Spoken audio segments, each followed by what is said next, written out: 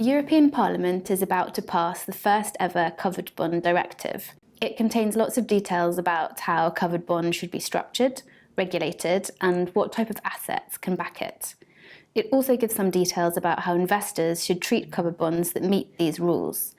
It's big news for this €2.7 trillion market, so we're going to spend a couple of minutes looking into the directive and its implications for the covered bond market. But first, why has there never been a covered bond directive before? Covered bonds have been around for a very long time, longer than the European Union, and every country's mortgage market is different. So covered bond laws have grown up differently in each country to reflect the needs of that country. That doesn't mean they don't have similar characteristics, like being backed mainly by residential mortgages and having dual recourses both to the issuing bank and the assets. It's just the way that they get to that outcome can be very different. The European Union has never tried to tell member states how to structure their covered bond market, but in the past they've set down rules for investors who buy these bonds. The rules have grown up over decades and aren't all consistent with one another. They need some harmonisation and some minimum standards, and that's what the directive is trying to address. With each country's covered bond market and underlying mortgages being so different, how can the EU set standards in a directive? The new directive is flexible in two important ways. Firstly, it's principle-based. That means that it dictates what a law should achieve, but leaves it up to member states as to how to achieve that. So in some countries, you might value mortgages by formula, in some by the latest sales price. Both are valid ways to achieve the principle, which is that the assets should be fairly valued. Secondly, the directive only attempts to set minimum standards. When banks sell their covered bonds, they know that they often have to set a higher standard. For example, the directive requires a minimum of 105 of assets for every 100 of bonds. Almost every bank needs more than that to keep the rating agencies satisfied and achieve the best possible credit rating. So in practice, countries and individual issuers will put more assets into the pool. 105 is just a baseline. And whilst we're on the subject of that asset to bond ratio, some countries have lower ratios at the moment, so the directive is raising standards for them. A small number of countries have a higher collateral requirement. In Spain, it's 25%. We've yet to see what happens in those countries when the directive is passed.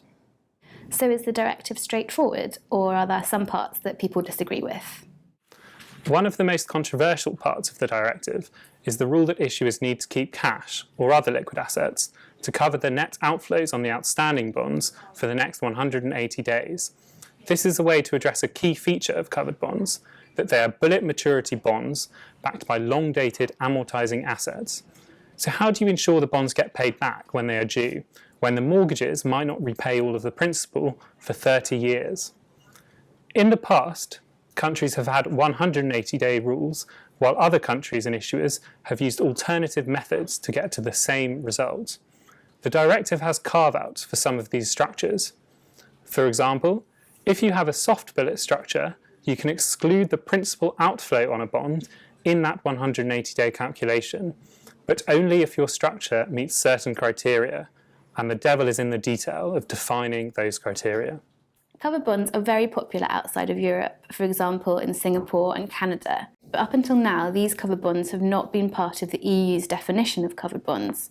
So, whilst European investors can and have been buying them, they haven't been able to take advantage of the same benefits that European covered bonds do. Is this going to change as a result of the directive? Probably yes. The European Commission want to have equivalence rules for covered bond regimes outside of the EU. If the covered bond regimes in these countries are as good as those inside the EU, then they will get the same treatment. We don't know yet exactly how it will be decided. For example, will the European Banking Authority have to make a decision, or how long will it take? The directive initially said that this should be in place within 3 years, but most people think that's too long. But as the structures and the regulations of covered bonds from Singapore, Canada and Australia are all very similar to those in Europe, and investors have been very welcoming to them, it looks likely they'll be included in the covered bond rules sooner rather than later. Covered bonds aren't just all about residential mortgages. Lots of covered bonds are backed by public sector assets, some by commercial mortgages, and a very small number are backed by mortgages on ships. All of these are okay according to EU law currently.